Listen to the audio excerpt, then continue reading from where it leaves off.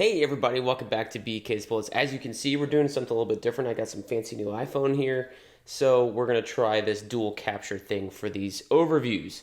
So if it looks a little funny, that's why.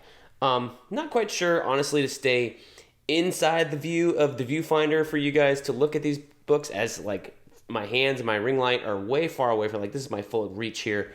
So yeah, it might be a little weird, but I did want to go over this new book. This is Blue Beetle, Jaime Reyes, book 3.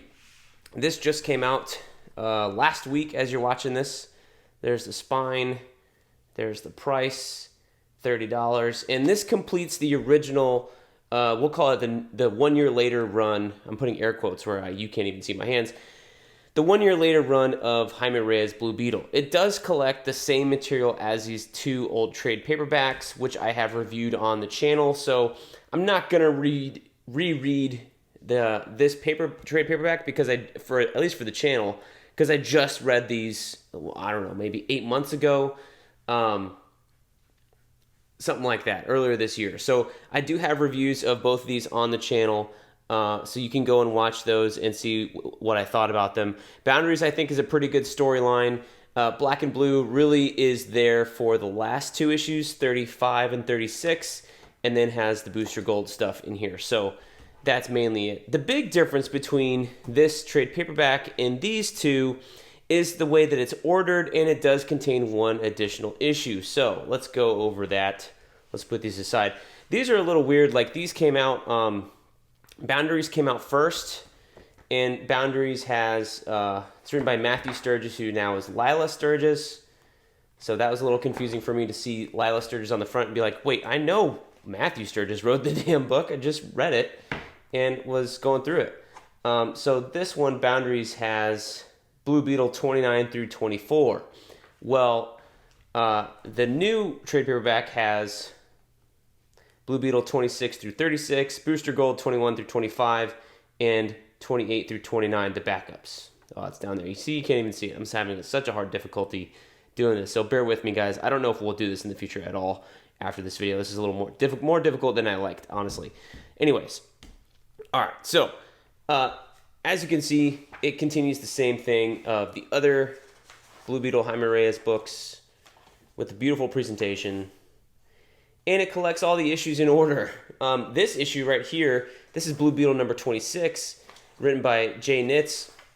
This one has not been collected before. This is the all Spanish issue other than these couple word balloons. Everything was in Spanish. Honestly, I remember reading this in single issues way back when. And I did take Spanish in high school, but I wasn't particularly good at it, much less reading it. I wasn't very good, but there is, nicely in the single issue and this trade paperback, there's the English version of the script in the back. So if you want to, you can flip back and forth in between. It's not like a real comic book script. It just has the English words for the panels. It does have, I guess it does have some sound effects and stuff like that. Anything that's in Spanish is in English in the back. It doesn't have any panel descriptions or anything like that. So it's literally just like follow along and read along if you don't know Spanish. It's still a good issue. It has Blue Beetle going up against the Parasite, but that Spanish issue is not found in either of these older trade paperbacks. So that's it. Anyway, going on, we go to the next issue, which is 27. Well, is 27 in Boundaries the next trade paperback? No, it wasn't. That one jumps. 27 is in this Black and Blue. 27 and 28, and then they have 35 and 36 in this one, and then they do the Booster Gold backups. So it's a little wonky. But anyways, the nice part about this is this is in release order.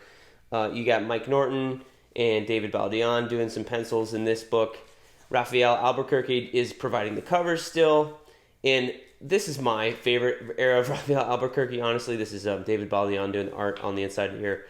But this is when I could still read Rafael Albuquerque, honestly. He gets a very, very scratchy now. Like, if you look at anything he's done now, he's very into the I'm going to over-render everything kind of thing. Kind of the way, like, Neil Francis Yu got in later in his career. This is just a much cleaner version of what Rafael Albuquerque's been doing over the last 10 years. So me, I prefer this version, but hey, everybody prefers their own version of an artist, right? When he's been working so long. But anyway, so we're in the middle of the Boundary storyline here against Dr. Polaris. And then got Robin showing up because at this time, Blue Beetle was in the Teen Titans. Here's Dr. Polaris. This is like a 4 or 5 issue storyline, right? And then you get these other one, Matthew Sturgis, Carlo Barberi doing the art here. So as Blue Beetle kind of wraps up, we go through a different group of guest artists and things like that until we get to 35 and 36, which is this one right here. This is the end of 36. And then we don't really get anything that says, hey, there's the Booster Gold backups. There's just like a recap page, and then each one of these is like I think it was a 8-page backup story. And DC was doing a couple of these at the time. I remember the Question getting one once in a while. And this is where we got some tie-ins with the Black Beetle towards the end of it. And honestly, I can't wait for the Booster Gold book 3 to come out, because that was running at the same time, and that had a lot of stuff with the Black Beetle, and that was a little more interesting because I feel like I remember the issues going from, you're looking right up my nose here, this is weirding me out.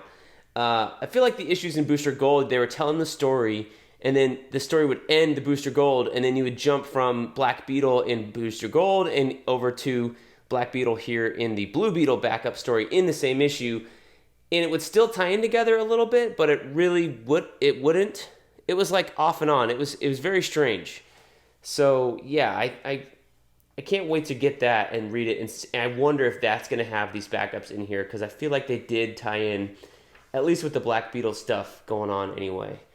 But yeah, honestly, don't forget that this is a version of Peacemaker, this guy with the tattoos, running around in the mid-2000s, no helmet. It has nothing to do with the John Cena version. He's a very serious, self-serious dude. His dad is not a Nazi or anything like that. That's the version of Peacemaker that we had in 2007. And that Peacemaker was around for the beginning of all of Jaime Reyes' Blue Beetle run. So, I forgot about that. But yeah, anyway.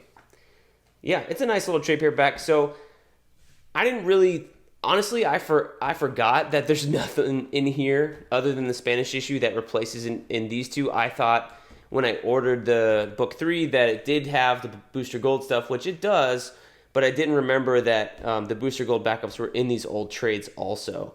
So I guess bad on my part for not paying attention. But if you have the old trades, I guess the only reason to get this is it's in release order as the issues came out. And it has issue number 26, the all Spanish issue. So if that's something you want, definitely pick it up. If you can't, one of these I think did cost me a pretty penny when I got these a couple of years ago. So if you don't want to spend on the old trades, pick this one up, $30. I think it's a pretty good thing. And yeah, so I'm glad they have 3 big books, big trades, big thick trades of the Jaime Reyes 1 year later run. I think it's a phenomenal run. 1 and 2 are the strongest because they have Keith Giffen and John Rogers writing them. And you get the Cully Hamner and Raphael Albuquerque art in those. And then here we get a little bit of mix-up. You get Giant Nitz, you get Lila Sturgis doing the writing here. And then also, who else? There's another writer in here. Will Pfeiffer doing some stuff as well. So... not as strong, although I do think it's worthwhile just for this Dr. Polaris 5-parter. I think that was the most interesting story of the book. And the rest of the book in here is like 1-parters or 2 or 3-parters. They're not self-contained, but they're shorter stories. The Dr. Polaris one is the longest one.